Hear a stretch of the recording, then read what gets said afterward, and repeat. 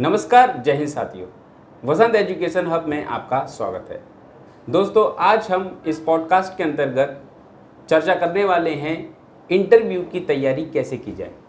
Interview की तैयारी के दौरान जो समस्याएं हमें आती हैं, जैसे हम किस प्रकार से एंटर करें, ये बहुत बेसिक सी चीज़ें हैं। बच्चा इसी में उलझ के रह जाता है, जबकि इससे बड़ी तैयारी का जो आयाम है वो ये होना चाहिए कि जो विश्लेषणात्मक प्रश्न हैं उसका हमें उत्तर कैसे देना चाहिए, जो फैक्चुअल प्रश्न है उसका हमें उत्तर कैसे देना चाहिए, और हर एक प्रश्न का उत्तर न देते हुए किन प्रश्नों पे हमें सॉरी बोलना चाहिए और सॉरी बोलने का तरीका क्या होना चाहिए।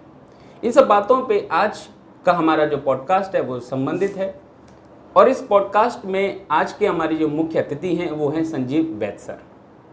संजीव वैद्य सर का भंवरकुआं पे, इंदौर में ही नहीं बल्कि पूरे मध्य प्रदेश में लगभग 27 वर्षों का अनुभव है। इसी फील्ड में बच्चों को उन्होंने लंबे समय से गाइडेंस प्रोवाइड करवाया है।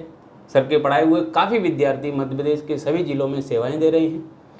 तो अब हम सीधा रूबरू होते हैं संजीव वैद्य सर से। संजीव वैद्य सर, बच्चों को मार्गदर्शक देते हुए ये बताइए कि इंटरव्यू एक बड़ा पहाड़ नहीं है।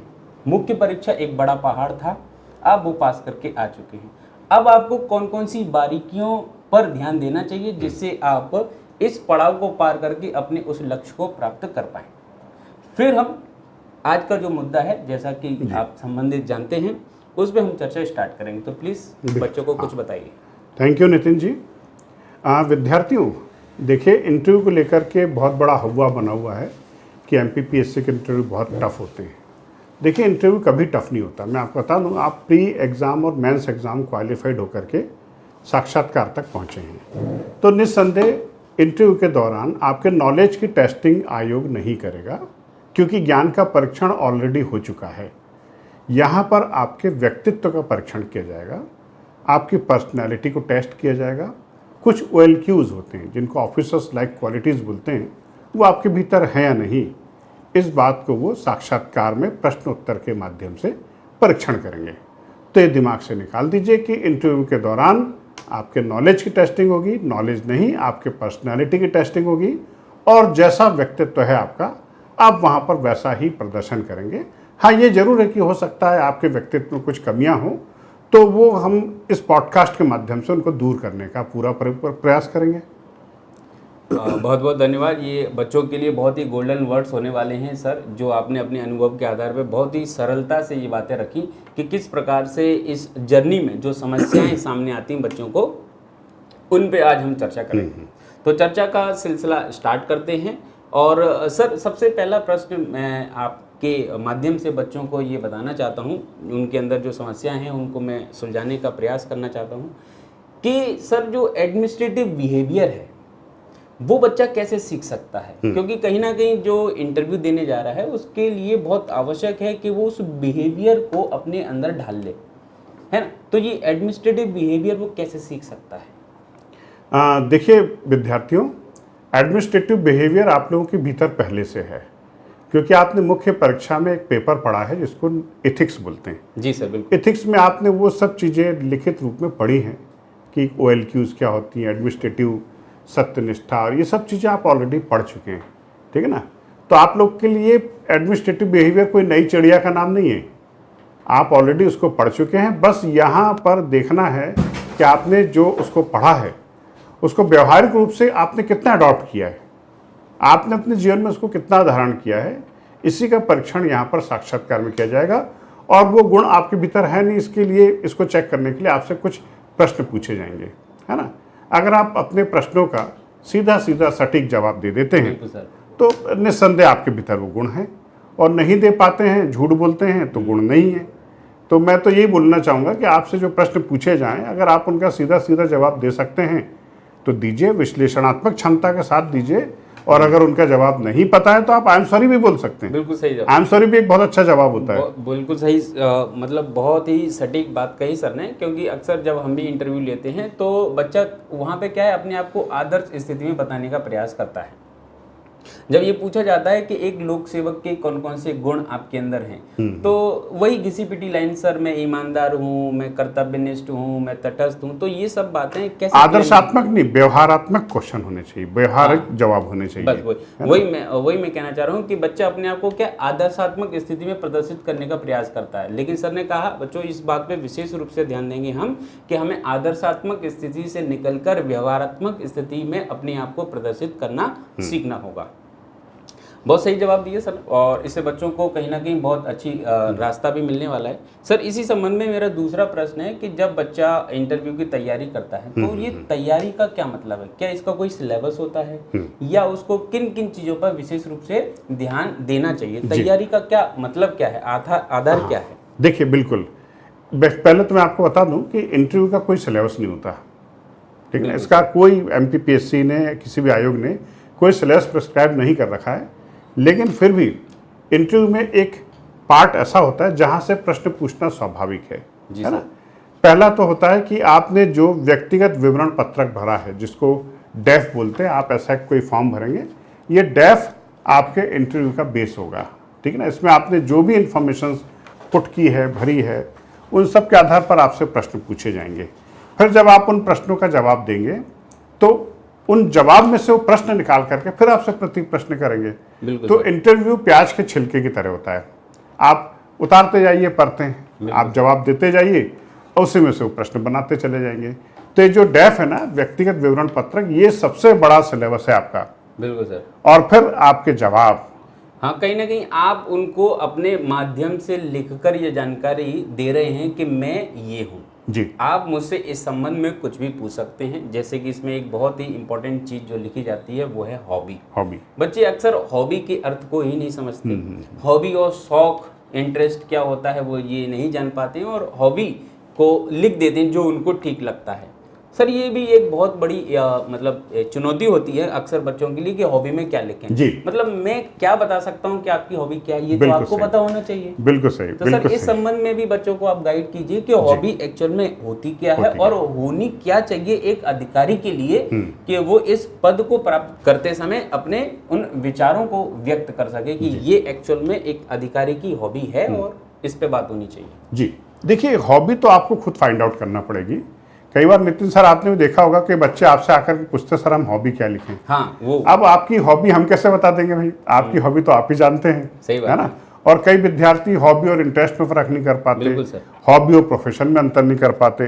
तो हॉबी बेसिकली मैं आपको एक कहानी के माध्यम से हॉबी को समझाने की कोशिश करूँगा कि हमारे एक मुखर्जी सर हैं, वो पॉलिटिकल साइंस के बहुत अच्छे प्राध्यापक हैं। वो 10:30 बजे कॉलेज पहुँच जाते हैं और शाम को 6 बजे तक खूब जम के क्लासेस लेते हैं, खूब पढ़ाते हैं, बहुत प्रसिद्ध हैं। फिर शाम तक जब घर आते हैं तो बहुत थक चुके होते हैं, तो घर में आते हैं, चाय पीते हैं और अपनी गार्डनिंग, अपने बगीचे में चले जाते हैं। गेती खुरपी लेकर के गार्डनिंग करते हैं, आधा पौन घंटे गार्डनिंग करते हैं। उसके बाद उनका माइंड रिफ्रेश हो जाता है, थकान दूर हो जाती है।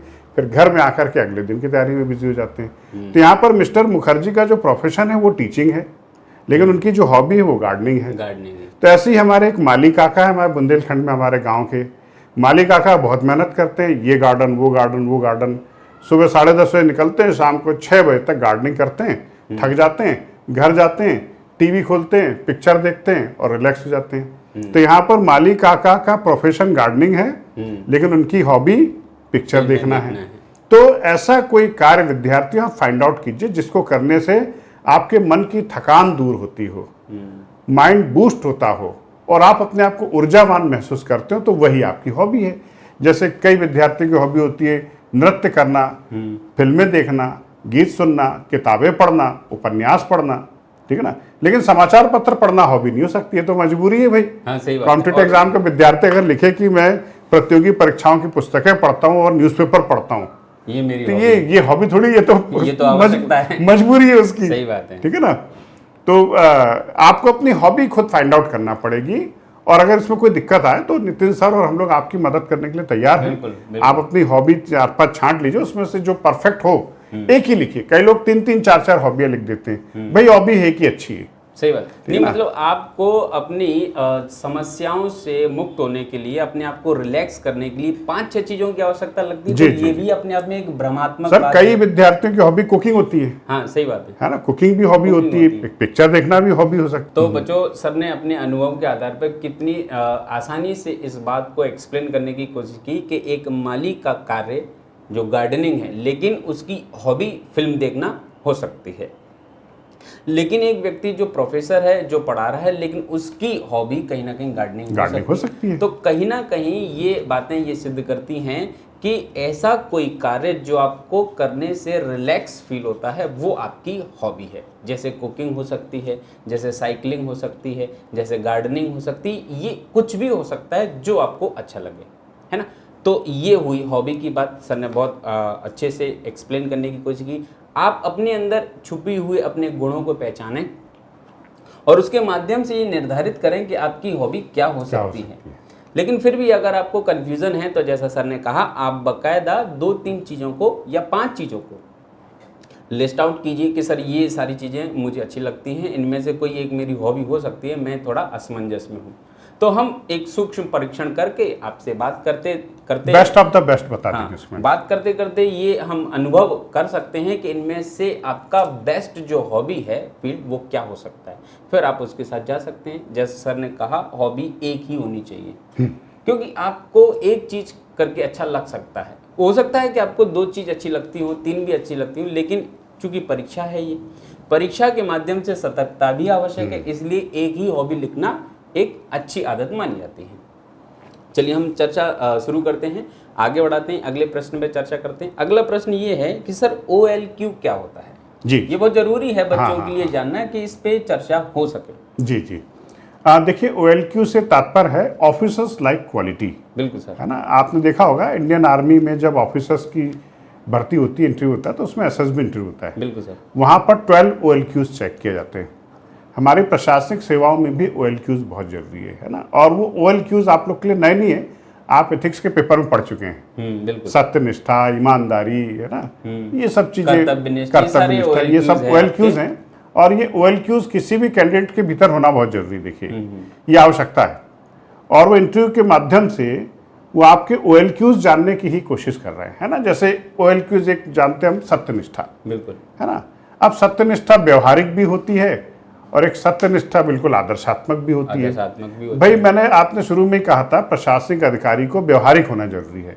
तो यहाँ पर आपको व्यवहारिक सत्यनिष्ठा की दरकार होगी, जो आपने महाभारत के प्रसंग के दौरान पढ़ी होगी। अश्वत्थामा हतो नरो व कुंजरो, समय नहीं तो मैं आपको पूरी कहानी सुनाता। तो भगवान श्री कृष्ण की तरह आपको व्यवहारिक सत्यनिष्ठा का आश्रय लेना पड़ेगा। और वो व्यवहारिक सत्यनिष्ठा आपके भीतर है या नहीं, वो प्रश्नों के माध्यम से ही पता चलेगी। तो OLQs से तात्पर्य है ऑफिसर्स लाइक क्वालिटी। लगभग 7 या 8 OLQs एक कैंडिडेट के भीतर होना चाहिए। कभी कभी ये कन्फ्यूज़न भी बच्चों के सामने हो जाता है, जब इंटरव्यू चल रहा होता है, जब मॉक चल रहा होता है, तब उनको इस OLQs के बीच में क्या है कि कन्फ्यूज़न क्रिएट कर देते हैं, जिसे हम आमतौर पर नैतिक दुविधा या नैतिक जो असमंजस की स्थिति है उसको कहते हैं। तो जब ये नैतिक दुविधा हो, तब बच्चों को इससे कैसे बाहर निकलना चाहिए, उसमें प्रायोरिटीज क्या होनी चाहिए। जैसे कि अक्सर एक ये प्रश्न पूछा जाता है कि आप एक जंगल एरिया में, एक नेशनल पार्क में घूम रहे हैं, घूमते समय आपने एक हिरण देखा, हिरण को आपने एक दूसरी साइड भागते हुए देखा। इतने में एक बंदूकधारी व्यक्ति आता है और आपसे पूछता है कि बताइए कि आपने हिरण को किधर जाते हुए देखा। अब उसके बीच मस्तिष्क में ये वैचारिक दुविधा होती है कि ये व्यक्ति शिकारी हो सकता है, तो वो उसको मार देगा। मैं सही बताऊं, सत्यनिष्ठा का पालन करूं या ना करूं। हो सकता है ये मतलब उसका कर्मचारी भी हो सकता है वो जिस रास्ते गई है वहाँ उसकी जान को खतरा हो, तो मैं करुणा दिखाऊं या सत्यनिष्ठा दिखाऊं, मैं ईमानदारी दिखाऊं। तो ऐसी नैतिक दुविधा के समय उन्हें कौन से प्रायोरिटीज को ध्यान में रखते हुए उत्तर देना चाहिए। देखिए, कई बार प्रशासनिक सेवाओं में ऐसे नैतिक दुविधा की स्थिति आती है। तो नैतिक दुविधा की स्थिति से निपटने के लिए एक एडमिनिस्ट्रेटिव कोड ऑफ कंडक्ट भी बना हुआ है। बिल्कुल ठीक है ना। उस एडमिनिस्ट्रेटिव कोड ऑफ कंडक्ट को ध्यान में रखते हुए आप अपने निर्णय लीजिए, और वो निर्णय ज़्यादा बेहतर माना जाता है जिसमें लॉसेस कम से कम हो। चाहे वो किसी ह्यूमन का लॉस हो, चाहे किसी एनिमल का लॉस हो, अगर आपके निर्णय से लॉसेस नहीं हो रहे हैं, चाहे ह्यूमन का, चाहे एनिमल का, चाहे एनवायरमेंटल का, वो decision best of the best माना जाता है। और तात्कालिक परिस्थितियों के मुताबिक, जैसे अभी मैंने थोड़ी देर पहले कहा था, अश्वत्थामा हतो नरो व कुंजरो, वो भी एक नैतिक दुविधा की स्थिति थी कि युधिष्ठिर अपने गुरु के सामने झूठ कैसे बोलें कि अश्वत्थामा नहीं रहा। तो उन्होंने बोल दिया अश्वत्थामा नाम का एक हाथी वो नहीं रहा। और यहाँ पे कृष्ण भगवान की चतुराई अश्वत्थामा नहीं रहा के बाद शंख बजा दिया। तो ऐसी दुविधाओं से निपटने के लिए हमारे धर्म ग्रंथ बहुत अच्छे हैं। बिल्कुल सर। आप जिस भी धर्म को फॉलो करते हो, अगर आप अपने धर्म ग्रंथों को ध्यान से पढ़ेंगे, जैसे श्रीमद् भागवत गीता, तो आप ऐसी परिस्थितियों का सामना बहुत बेहतर तरीके से कर सकते हैं। बिल्कुल सही कहा सर ने। अच्छा, ये तो सर ने बताया नैतिक दुविधा से आप कैसे निकल सकते हैं, बात करने के समय आपका बिहेवियर कैसा होना चाहिए, और जब आप प्रश्न को फेस कर रहे हैं तो आप पूरी अटेंशन से उन प्रश्नों को सुनिए और एकदम से उत्तर देने के प्रयास में नहीं लग जाइए, क्योंकि ये आपका लिखित परीक्षा नहीं है, ऑब्जेक्टिव नहीं है कि क्वेश्चन पूछा आपने ट्रिक कर दिया, ऐसा नहीं। आप उसको धैर्यतापूर्वक सुनिए, समझिए और साथ ही साथ उसके माइंड में प्रिपेयर रहिए कि जैसे ही सर बोलना बंद करेंगे उसके बाद मुझे उत्तर देना है। उत्तर पूरी तरीके से व्यवहारिक होना चाहिए, जैसा भी सर ने बताया कि उत्तर यदि व्यवहारिक होगा तो कहीं ना कहीं आप वो आदर्शात्मक स्थिति से निकलकर व्यवहारिक अपने आप को रिप्रेजेंट कर पाएंगे। बिल्कुल सही, बहुत सही कहा सर ने। बच्चों, ये बात बिल्कुल नोट करने वाली है, आप इसको नोट कीजिए। और अब हम बढ़ते हैं अगले प्रश्न की ओर। मैं थोड़ा सा आपसे बोलना चाहूँगा इस मामले में कि नितिन सर ने बहुत अच्छी बात बोली कि किसी प्रश्न का आप तपाक से जवाब मत दीजिए। बिल्कुल सर। कई विद्यार्थी बड़े अधीर प्रवृत्ति के होते हैं, प्रश्न सुना और बिल्कुल जैसे उनके भीतर आंसर है तो वो वॉमिटिंग ऑफ नॉलेज, बिल्कुल सर, ज्ञान की उल्टी करने के लिए तत्पर रहते हैं। तो तपाक से जवाब मत दीजिए, प्रश्न को सुनिए, कुछ क्षण उसको मस्तिष्क में सोचिए कुछ सेकंड के लिए, और उसके बाद जब आप जवाब देंगे तो आपका आंसर श्रेष्ठ आंसर होगा। बिल्कुल सर। इसी क्रम में सर अगले प्रश्न पे बढ़ते हैं। प्रश्न ये है कि सर इंटरव्यू देते समय, जैसे कि मैं सीट पे बैठा हूँ, पैनल मेरे सामने बैठा हुआ है, मुझसे एक एक करके प्रश्न पूछ रहा है, उस समय स्थिति में मेरा व्यवहारिक जो ज्ञान है वो मेरे साथ है, मेरा तथ्यात्मक ज्ञान है वो मेरे साथ है, लेकिन कई बार ऐसी स्थिति बन जाती है कि वो वोमिटिंग ऑफ नॉलेज बन जाती है, उस पर हम कैसे कंट्रोल करें। साथ ही साथ वो उस सीट पर बैठने के टाइम हमारा बिहेवियर कैसा होना चाहिए, हमारी बात करने का तरीका कैसा होना चाहिए, उस समय हमें किन किन बिंदुओं पर विशेष रूप से फोकस करना चाहिए कि हमारा इंटरव्यू हमें ऐसा लगे कि अच्छी दिशा में चल रहा है। बहुत बढ़िया प्रश्न है आपका, इसमें बहुत सारे जवाब हैं। बिल्कुल सर। मैं आपको बताऊं, जैसे ही आप अंदर प्रवेश करने के लिए मैं कम इन सर बोलते हैं, आपका इंटरव्यू वहीं से प्रारंभ हो जाता है। तो सबसे पहले आप अपने एंट्री पर फोकस कीजिए कि आपको दरवाज़ा खुलते साथ ही बिना परमिशन के अंदर प्रवेश नहीं करना है। बिल्कुल सर। जैसे ही आपको परमिशन मिलती है तो आप अपनी कुर्सी पर के पास में आकर के खड़े हो जाएं, सीधे कुर्सी पे जाकर ना बैठें। चेयरमैन साहब आपको बैठने के लिए कहेंगे तब आप बैठिए और बैठते समय उनको धन्यवाद ज्ञापित कीजिए, ठीक है ना। बिल्कुल सर। और उसके बैठने के पहले सभी को विश भी करना है। अंदर एंट्री की आप सबको विश करें, और आप ये ध्यान रखें कि बोर्ड मेंबर्स में यदि कोई महिला मेंबर बैठी है तो उनको पहले विश करें और फिर बाकी सदस्यों को विश करें, और सबको एक एक करके विश करने की आवश्यकता नहीं। मैंने देखा है, थैंक यू सर, नमस्ते सर, नमस्ते सर, नमस्ते सर, नमस्ते, ये नहीं करना अपने, रेवड़ी सी बांटते हैं। आप मैडम को नमस्ते कीजिए, फिर बाकी मेंबर्स को एक साथ नमस्ते कीजिए, लेकिन उस दौरान आई कांटेक्ट आप सबसे बनाइए, ठीक। जब वो बैठने के लिए बोले तो धन्यवाद ज्ञापित करते हुए आप अपनी कुर्सी पर बैठ जाएं। अब जब कुर्सी पर बैठ जाएं तो एक आरामदायक मुद्रा में बैठ जाएं, जो एक शालीन मुद्रा हो। पैर क्रॉस करके ना बैठें, अच्छे से आराम से बैठें, और उस दौरान एक समस्या आती विद्यार्थियों के साथ आई कांटेक्ट की, कि हम किससे नज़र से नज़र मिलाएं। तो देखिए, आई कांटेक्ट को लेकर के एक थंब रूल ये बना हुआ है कि किसी मेंबर ने यदि आपसे कोई शॉर्ट क्वेश्चन पूछा है तो उसका जवाब देते वक्त आप उन्हीं की आंखों में देखिए। उनसे पूछा आपका नाम क्या है, मेरा नाम ये है, बस। लेकिन अगर क्वेश्चन लॉन्ग है, आंसर आपका बड़ा है आंसर, तो मुख्य फोकस आप उस मेंबर के ऊपर रखिए जिसने प्रश्न पूछा है, लगभग 60-70% फोकस, और बाकी फोकस आप दूसरे मेंबर्स पर भी बीच बीच में आई कांटेक्ट मिलाते रहिए। चोरी नजरों से आप उन्हें भी देखते हाँ, उनको ऐसा ना लगे कि आपने उनको उपेक्षित कर दिया। बिल्कुल सही बात है, वो भी बोर्ड मेंबर है, वो भी बोर्ड मेंबर, अपने आप को ऐसा लगे कि भाई मैं तो यहाँ सम्मान का प्रदर्शन करना पड़ेगा आपको। ये नहीं कि आप उसी मेंबर की आंखों में आंखें डाल के बात कर रहे हैं, बाकी को उपेक्षित कर रहे हैं। तो इसका भी हमें ध्यान रखना चाहिए। साक्षात्कार के दौरान यदि कोई बोर्ड मेंबर आपको कोई इंफॉर्मेटिव जानकारी देता है तो उनको धन्यवाद ज्ञापित करें। बिल्कुल सर, आपने मेरे ज्ञान में इजाफा किया, बहुत बहुत धन्यवाद। और एक चीज और ध्यान में रखें कि जब आपसे प्रश्न पूछा गया है और आपको प्रश्न का जवाब नहीं पता है तो ब्लफिंग करने की कोशिश मत कीजिए, घुमाइए फिराइए मत। आप विनम्रता पूर्वक उनसे क्षमा मांग लीजिए, आई एम सॉरी सर, मुझे इस प्रश्न का जवाब नहीं पता है। आई एम सॉरी भी एक बहुत अच्छा जवाब होता है, इसका प्रयोग करना सीखिए आप। और आई एम सॉरी बोलने से इंटरव्यू खराब नहीं होता कभी भी, ये आपकी सत्य निष्ठा का परिचायक है। सर अगला प्रश्न मेरा यही था कि सॉरी किन प्रश्नों पे बोलना चाहिए जी, कि कभी कभी क्या है कि हमें इन्फॉर्मेशन नहीं होती, हमें वहां भी सॉरी बोल देना चाहिए, या कभी कभी कोई ऐसा कूटनीतिक प्रश्न फंस जाता है जिसका जवाब में हम फंस सकते हैं तो हमें वहां भी सॉरी बोल देनी चाहिए। तो कौन से वो प्रश्न होंगे सर जिसपे हमें सॉरी बोलना चाहिए? देखिए, फैक्चुअल क्वेश्चन फैक्ट्स याद नहीं रख सकते हम लोग, कंप्यूटर नहीं है, हम लोग रोबोट नहीं है, एआई नहीं है कि आपने पूछा हम तुरंत बता दें। आप विनम्रता पूर्वक सॉरी बोल दीजिए। लेकिन जहां पर कॉन्सेप्चुअल क्वेश्चन है, आपकी हॉबी से रिलेटेड क्वेश्चन है, आपके डेफ से रिलेटेड क्वेश्चन है, तो वहां पर आई एम सॉरी नहीं चलेगा। बिल्कुल सही। वहां पर आपको जवाब देना पड़ेगा, क्योंकि यहाँ पर आपको इस प्रश्न का जवाब देने के लिए ज्ञान की आवश्यकता नहीं है, आपके पास कॉन्सेप्ट क्लियर होने चाहिए। अगर आपने हॉबी लिखी है कथक करना और आपको कथक के बारे में कोई जानकारी नहीं है तो आई एम सॉरी भी वहां काम नहीं करेगा। बिल्कुल सर, तो आपको तैयारी करके जाना पड़ेगी। बिल्कुल सही कहा आपने। जब आप अपनी हॉबी को उसमें लिख के दे रहे हैं, अपने हॉबी है आपके, हाँ, आप उसमें लिख और भी जो जानकारी डेफ में है ना, जैसे आप अपना एजुकेशन लिख के दे रहे हैं कि भैया मैंने बीएससी किया है, बीकॉम किया है, बीए किया है, एमएससी किया है, नेट किया है, जो भी आपने एजुकेशन में किया है आप सब लिख के दे रहे हैं।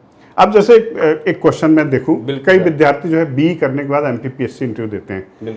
अगर उससे पूछा गया भाई आप बीई करने के बाद इंजीनियरिंग सर्विसेज में भी जा सकते थे, आप इंजीनियर बन सकते थे, प्राइवेट सेक्टर में जा सकते थे, आप प्रशासनिक सेवाओं में क्यों आ रहे हैं? तो आप बताइए, क्या इस जवाब में आई एम सॉरी बोलना उचित होगा? बिल्कुल नहीं सर, बिल्कुल नहीं होगा। इस समय आप सॉरी बोलते हैं मतलब आपको अपने बारे में ही जानकारी नहीं है। तो आई एम सॉरी हर जगह फिट नहीं है कि आप हर जगह तुक्का लगा दो, ये नहीं है सब। सर इसी से एक प्रश्न और मेरे दिमाग में आया है, वो अक्सर ये प्रश्न ये भी है कि जैसे आपने बताया कि कुछ बच्चे इंजीनियरिंग बैकग्राउंड से हैं, वो इंजीनियरिंग करके आते हैं, अलग अलग ब्रांचेस हैं, तो उनको जाना चाहिए अपने उस फील्ड में, जो कि कहीं ना कहीं उन्होंने इंजीनियरिंग किया है, सरकार के तंत्र का उपयोग किया है, घर माँ बाप का पैसा भी लगाया उसमें, तो एक मेन बात ये होती है आपको जाना चाहिए। बट आप सिविल सर्विस की तैयारी कर रहे हैं तो ये भी चलो मान लेते हैं कि आप कर रहे हैं। फिर उसके बाद जो तीसरा, मैं ज़्यादातर इस स्थिति में जब मैं इंटरव्यू लेता हूँ बच्चों के, तो मैं ये देखता हूँ कि तो मैं बहुत शॉक्ड रहता हूँ कि आखिरकार उनके उत्तर ही नहीं निकलते, क्योंकि वही इंजीनियरिंग वाला बच्चा पीएससी की तैयारी करने के बाद हिस्ट्री से क्या कर रहा है, एमए कर रहा है, ज्योग्राफी से क्या कर रहा है, एमए कर रहा है, सोशियोलॉजी से एमए कर रहा है और नेट दे रहा है। फिर ये जो बदलाव है, लैक ऑफ नॉलेज है, इसके लिए बच्चा फेस ही नहीं कर पाता है। जी, तो उसके लिए बच्चों को क्या बोलना चाहिए? हाँ, आप उसके बारे में थोड़ा बताइए। बिल्कुल ऐसे बहुत सारे केसेस आएंगे आपको कि इंजीनियरिंग करने के बाद, एमबीबीएस करने के बाद, एमबीए करने के बाद इंटरव्यू दे रहे हैं और उसके बाद और क्यों दे रहे हैं और रीजन भी उनको क्लियर नहीं है। बिल्कुल सर, है ना। तो देखिए, इसका जवाब आपको स्वयं तैयार करना पड़ेगा। हर बच्चे की अपनी अपनी अलग अलग बैकग्राउंड होता है। कई बच्चों के साथ देखिए क्या होता है कि मध्यप्रदेश में ग्रामीण क्षेत्रों से बच्चे इंटरव्यू देने आते हैं, कई जगह पर कैरियर काउंसलिंग प्रॉपर नहीं हो पाती, बच्चे को पता ही नहीं होता कि 12th के बाद हमें करना क्या है। सही तो सीधा जो टारगेट उसको दिखता है कि भैया इंजीनियरिंग कर लो, मेडिकल कर लो, तो उसमें चला जाता है। फिर जब वो इंजीनियरिंग करता है उस दौरान उसको एमपीपीएससी के बारे में पता चलता है, उसको यूपीएससी के बारे में पता चलता है, तो इस तरफ डाइवर्ट हो जाता है। तो ये चीजें उस दिन रुकेंगी जब हम कक्षा 10 के बाद बच्चे की प्रॉपर काउंसलिंग कर सकें। आप देखें ना, पंजाब, महाराष्ट्र वगैरह में बच्चा 10वीं से टारगेट अपना सेट कर लेता है। बिल्कुल सर। और हमारे यहाँ टारगेट सेट होता है ग्रेजुएशन के दौरान या ग्रेजुएशन के बाद।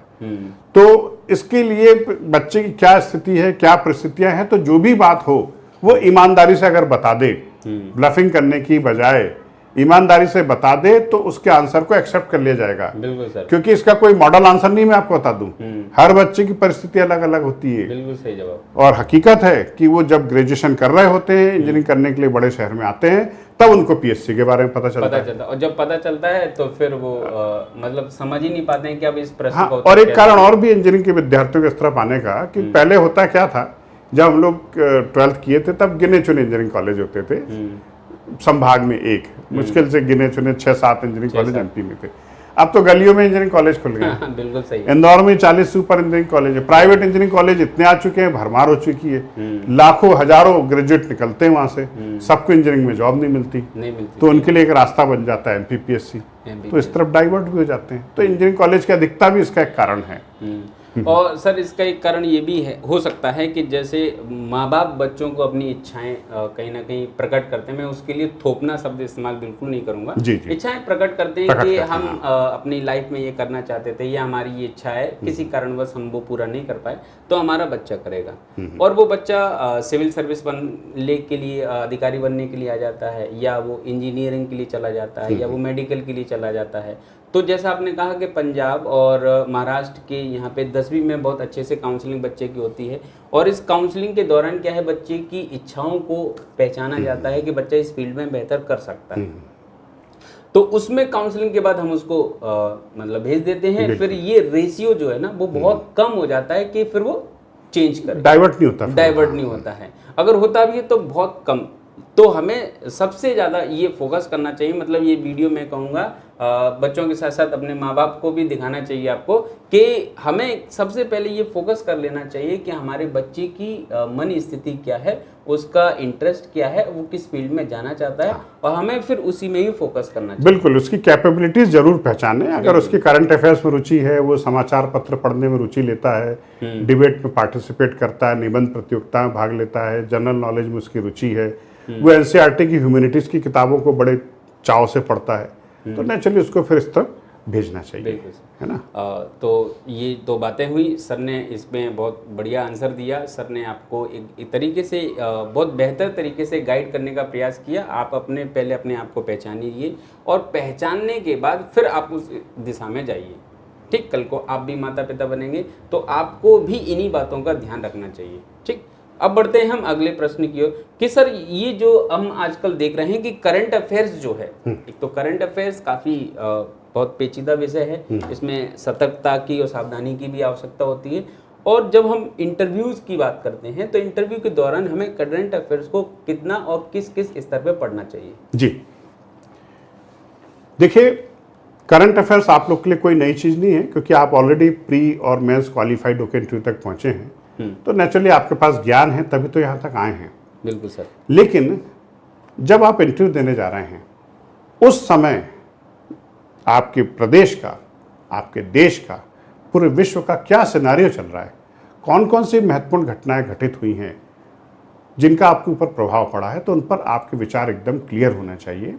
और संयोग से अब जो इंटरव्यू स्टार्ट होने वाले हैं 7 तारीख से, बिल्कुल करंट अफेयर्स में इतना मटेरियल है कि आप जितना पढ़ो उतना कम है। तो न्यूज़पेपर को ध्यान से पढ़िए, न्यूज़पेपर किन किन चीज़ों पर फोकस कर रहा है। फिर भी मैं आपको कुछ पॉइंट बता दूंगा, आप उनको और तैयार कर लीजिए, और साथ में आपको आगे भी मार्गदर्शन मिलता रहेगा। सबसे पहले तो आप न्यूज़पेपर पढ़ना शुरू कर दीजिए, और स्पेशली उसमें जो एडिटोरियल पेज होता है उसको पढ़िए, क्योंकि आपसे घटनाओं पर घटनाएं नहीं पूछेंगे, उन घटना पर आपके विचार पूछेंगे। ऑपरेशन सिंदूर नहीं पूछेंगे, ऑपरेशन सिंदूर पर आपके विचार पूछे जाएंगे। वन नेशन वन इलेक्शन पर आपसे विचार पूछे जाएंगे। जनगणना, जातिगत जनगणना पर आपसे विचार पूछे जाएंगे।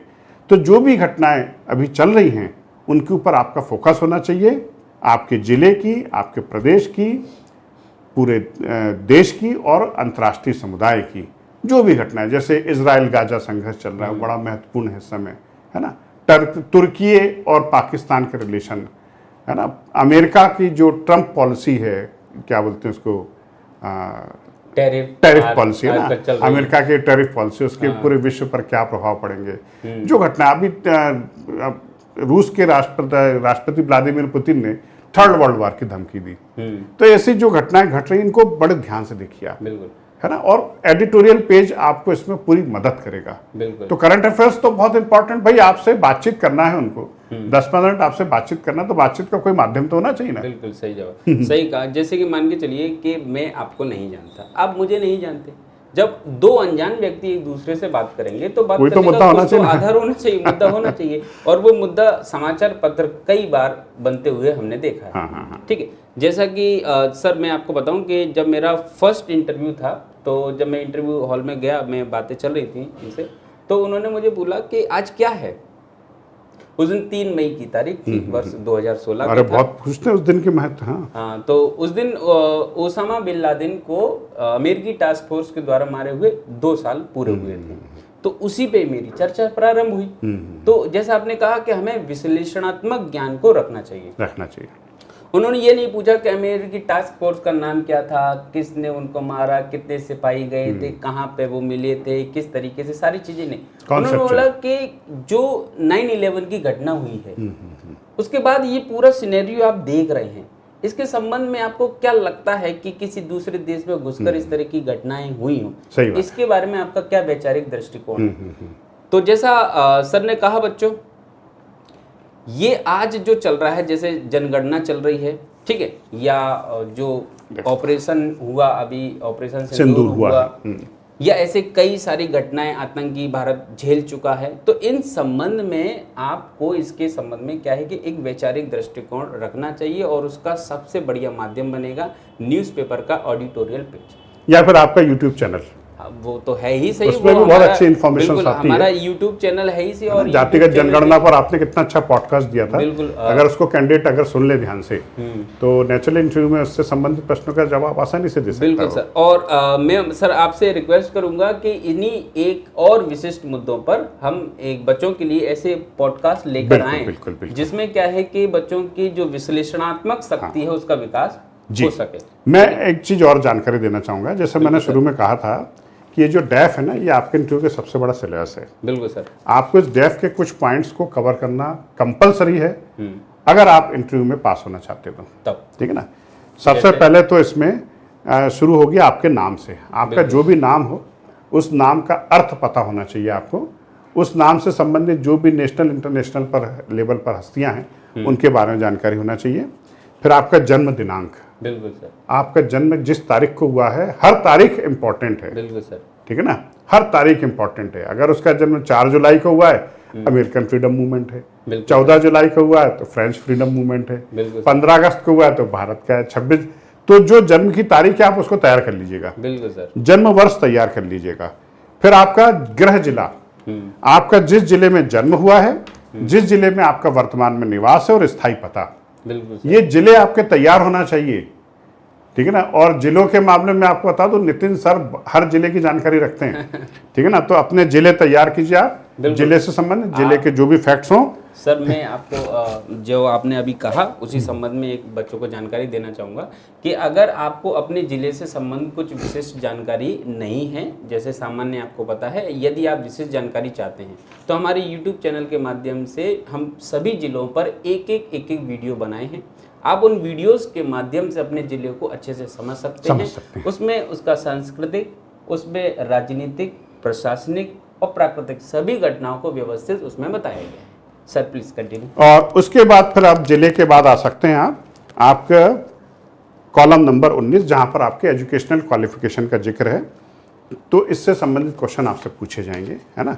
बिल्कुल। और कई बार ये भी होता है कि 10th में नंबर कम है, 12th में एकदम से बढ़ गए, ग्रेजुएशन में और ज़्यादा बढ़ गए, तो क्वेश्चन पूछते हैं आपका ग्राफ बढ़ क्यों रहा है। और कई बार कम भी होता है तो उसका भी रिजल्ट पूछ लेते हैं। फिर ये भी पूछ लेते हैं भैया आपने बीकॉम किया तो एमकॉम क्यों नहीं किया, पीएससी में क्यों आ गए, बीई करने के बाद पीएससी में क्यों आ गए। यहाँ से संबंधित क्वेश्चन पूछे जाएंगे।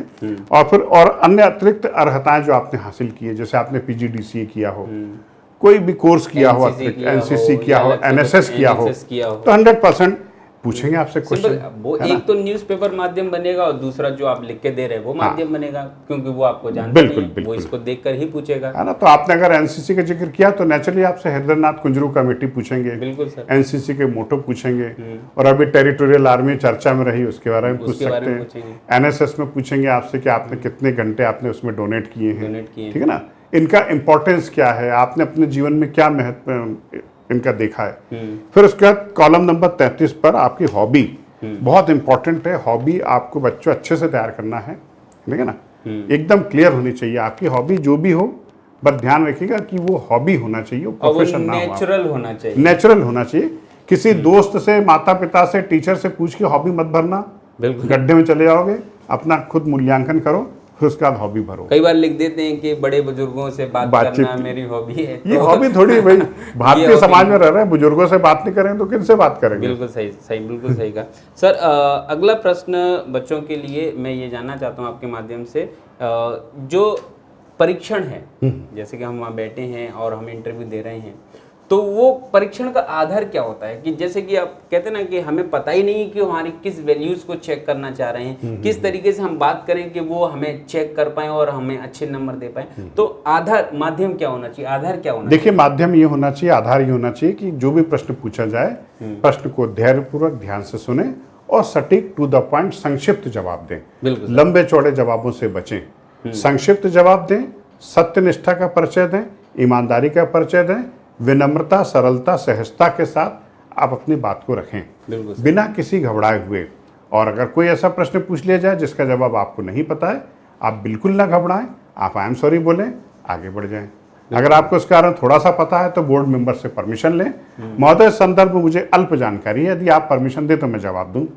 वो जवाब परमिशन दे देंगे तो जवाब दे दीजिए आप। कई बार ऐसा भी होता है कि आपको याद नहीं आ रहा, आपको पता है इस संबंध में कि आप बता सकते हैं, बट आपको याद नहीं आ रहा है, तो आप मतलब परमिशन लेकर ये सोचने का टाइम मांग सकते हैं कि अगर महोदय आपकी परमिशन हो कि मैं 1 सेकंड इसमें बिल्कुल। और उस दौरान आपको आसमान में नहीं देखना है, ऊपर नहीं देखना है, मतलब वो बच्चे जैसी हरकतें नहीं करनी है, बच्चे जैसी हरकतें नहीं करना है। उन्हीं के सामने बैठे, उन्हीं की तरफ देखिए और ज्यादा से ज्यादा 20-25 सेकंड सोचिए, इससे ज्यादा मत सोचिए।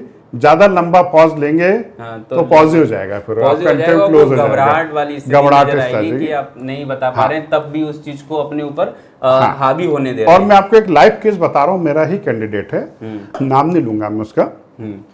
उससे इंटरव्यू में 10 क्वेश्चन पूछे गए, पहले 6 प्रश्नों में वो आई एम सॉरी बोलता रहा लगातार, ठीक है ना।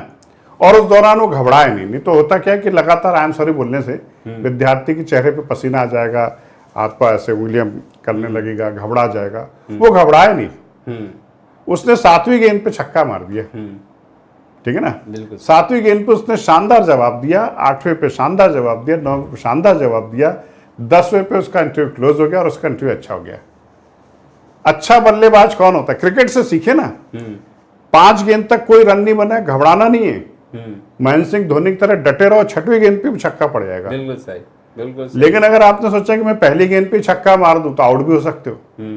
तो धैर्यता के साथ प्रश्न को सुनिए, आई एम सॉरी बोलिए, क्विट कीजिए, आगे बढ़िए। एक ना एक प्रश्न ऐसा जरूर आएगा, एक कमजोर गेंद जरूर आएगी, उस कमजोर गेंद का इंतजार कीजिए और शॉट दीजिए, वो आपको एक मैच जिता ले जाएगा। कई बार आपका धैर्य दूसरे की समस्या बन जाती है और आपकी वो असीम ताकत, जैसे सर ने कहा कि महेंद्र सिंह धोनी जैसा आप 5 गेंदों तक धैर्य बनाइए, 6वीं गेंद पे वो बॉलर ही डगमगा जाएगा कि यार ये डर भी नहीं रहा है। तो मतलब मैंने बाउंस भी डाल दी है, मैंने लो बॉल भी डाल दी है, मैंने हर तरीके से कोशिश कर ली, लेकिन वो डर नहीं रहा है। तो उस डर न होने के कारण बॉलर डर जाएगा, और बॉलर ने अगर उस डर को फील कर लिया तो वो लूज डिलीवरी डालेगा, और वही आपका एक ऐसा प्रहार होगा कि सभी चीज को कहीं ना कहीं क्या कर देगा, आपके फेवर में ला देगा। तो बिल्कुल घबराइए मत, मैच की आखिरी गेंद भी फैसला कर देती है। बिल्कुल। कई बार ऐसा है, जैसे कि मैं भी एक लाइव किस्सा सुनाना चाहूंगा कि जब मेरा दूसरा इंटरव्यू था, उस समय जब मेरा इंटरव्यू जिस तारीख को था उसके 3-4 दिन पहले से मैं आयोग जाने लगा था बाहर बच्चों से बात करने के लिए, कि किस प्रकार का सिनेरियो है, कैसे क्वेश्चन पूछे जा रहे हैं। हम इस तरीके से अपने आप को ये तैयार करते थे कि अच्छा इन टॉपिक से क्वेश्चन पूछे जा रहे हैं तो हम भी तैयार कर लेते हैं। तो जब मैं वहाँ गया तो मतलब एक महिला इंटरव्यू देने के लिए आई, और उसका उन दिनों क्या है कि सब्जेक्ट हुआ करते थे, तो फिलोसफी सब्जेक्ट था उसका। फिलोसफी सब्जेक्ट में जब वो चर्चा होना स्टार्ट हुई, उन्होंने सीधा बोला, बड़े बुजुर्ग व्यक्ति बैठे हैं वहाँ पे, उन्होंने बोला कि आप भगवान में भरोसा रखती हैं? जी बिल्कुल। कि भगवान क्या है, एक्सप्लेन में, सीधा। और जो भी उनकी बातें हुई 2 मिनट 5 मिनट, उसके बाद उन्होंने बोला कि ठीक है आप जा सकती हैं, आपका इंटरव्यू पूरा हुआ। और वो बाहर आके रोने लगी कि मात्र 8 मिनट इंटरव्यू चला है सर, इस 8 मिनट के इंटरव्यू में वो घबरा गई, मतलब बाहर आके वो घबराने लगी। उसका आंसर जो भी रहा होगा अच्छा ही रहा होगा, और वो अभी भी पदस्थ है, और उस समय उनका सिलेक्शन भी हुआ। तो 8 मिनट के समय में भी कहीं ना कहीं एक अच्छा मूल्यांकन हुआ। जी जी बिल्कुल बिल्कुल। और कई लोगों के सर मैंने मतलब एक हमारे सर हैं, हमारे साथ में इंटरव्यू दे रहे थे और आदिवासी बेल्ट से आते थे। उन्होंने पूछा कि आपको भगोरिया आता है, कि हाँ करके दिखाओ, करने लगे वो।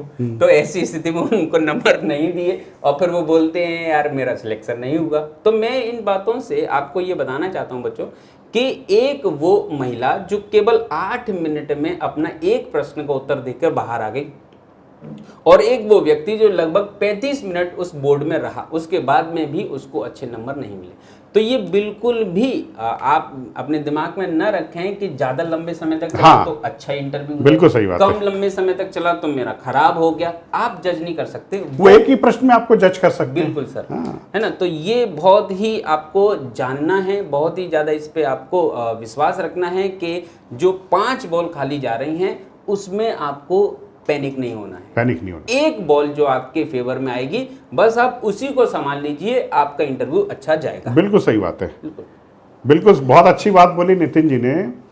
हकीकत है कई विद्यार्थी मूल्यांकन करते सर मेरा 15 मिनट इंटरव्यू चला, मेरे से जो पहले कैंडिडेट गया था उससे 20 मिनट बात की। तो भाई टाइम से थोड़ी मेजर कर सकते हैं। वो एक ही प्रश्न में अगर आपको जज कर लेंगे कि यू आर गुड, 5 मिनट में इंटरव्यू फिनिश, आपको नंबर मिल गया। नहीं जज कर पा रहे हैं तभी तो इंटरव्यू लंबा चल रहा है। बिल्कुल सही बात है। और ये बात भी आपको ध्यान देनी है सर, जहाँ तक मेरा अनुभव है कि जितनी आपकी उम्र नहीं है उतना उनका कार्यकाल हो चुका है। एक्सपीरियंस लोग हैं, बहुत एक्सपीरियंस, मुझसे ज्यादा एक्सपीरियंस उनके पास है। तो फिर ऐसी स्थिति में क्या है कि वो एक क्षण में पहचान जाते हैं कि आदमी के अंदर क्या बात है। बिल्कुल सही बात है ना। तो आपको ये टाइम बाउंडेशन में अपने आप को नहीं रखना है, ऐसा पैनिक नहीं होना है। अब बढ़ते हैं हम अपने अगले प्रश्न की ओर। जैसे आपको बहुत सारा नॉलेज होता है, इस नॉलेज का आप कैसे उपयोग करें? इंटरव्यू बोर्ड के सामने बैठते समय अपने नॉलेज का आपको किस तरीके से उपयोग करना चाहिए सर? बच्चों को इस बारे में थोड़ा बहुत जी बताइए। बहुत बढ़िया प्रश्न है। देखिए एक शब्द आता है वॉमिटिंग ऑफ नॉलेज, ज्ञान की उल्टी कर देना। अभी बताया सर आपने, एक शब्द इस्तेमाल किया था। तो कई बार जो है ना, जब इंटरव्यू क्वेश्चन पूछ रहा होता है ना, तो हमारे चेहरे पर एक मुस्कान से आने लगते हैं, अरे ये तो मुझे आता है, और इंतजार करते कि क्वेश्चन जैसे खत्म हो और मैं टूट पड़ूं। और कई बार तो क्वेश्चन पूरा भी नहीं हो पाता, बोलना शुरू कर देते हैं। बिल्कुल विद्यार्थियों इस चीज से बचना है। ठीक है आपके पास ज्ञान बहुत है, no doubt, pre mains qualified होकर आप इंटरव्यू तक पहुंचे, फिर भी मैं बोलूंगा कि यहाँ पर आपके ज्ञान का परीक्षण नहीं हो रहा है, आपकी पर्सनैलिटी टेस्ट हो रही है।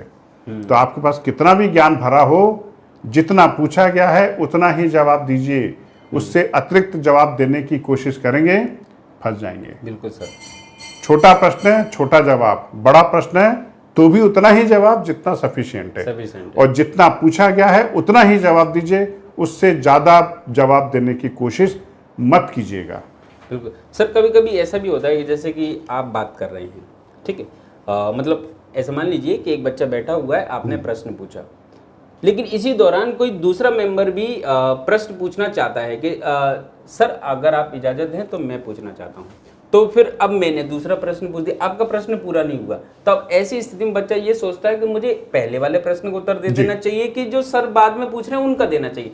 तो ये व्यवस्था को किस प्रकार से बच्चे हैंडल करें, थोड़ा इस बारे में बताइए। देखिए एक विज्ञापन में एक जिंगल है, हर एक फ्रेंड जरूरी होता है। बिल्कुल है ना। वैसे ही जितने बोर्ड मेंबर्स हैं वो सब हमारे लिए जरूरी हैं, सब आदरणीय हैं, सब सम्माननीय हैं। किसी सीनियर मेंबर ने क्वेश्चन पूछा और बीच में दूसरे मेंबर ने क्वेश्चन पूछ लिया, तो आप पहले वाले जो सदस्य हैं उनसे परमिशन लीजिए, महोदय मैं इनका जवाब दे दूं, फिर वापस आते हैं। अगर वो परमिशन दे दे तो आप उनके प्रश्नों का जवाब देना शुरू कर दीजिए। बिना परमिशन लिए आप अपने आंसर को डाइवर्ट मत कीजिएगा कि उनका जवाब छोड़ के आपने इनका जवाब देना शुरू कर दीजिए। अनुमति लेकर के आप प्रत्येक कार्य वहां पर कर सकते हैं। इवन साक्षात्कार के दौरान आपको प्यास भी लगाइए, आपके सामने पानी रखा हुआ है, आप परमिशन लीजिए, सर मैं गला सूख रहा है, पानी पी सकता हूँ क्या? यस बिल्कुल, थैंक यू बोलिए, पानी पीजिए, रखिए और फिर थैंक यू बोलिए, उनको धन्यवाद दीजिए। बिल्कुल। कई बार ऐसा भी हो जाता है कि जैसे आप डर रहे हैं, घबरा रहे हैं, आपके मतलब मस्तिष्क में एक अजीब सा प्रेशर चल रहा है, जो नेचुरल प्रेशर होता है उस समय आप वहाँ पे फील करते हैं। तो जब वो महसूस कर लेते हैं बच्चों कि आपको वो प्रेशर फील हो रहा है, तो वो आगे रह के आपको बोलते हैं कि अगर आपको लगे तो आप पानी पी सकते हैं।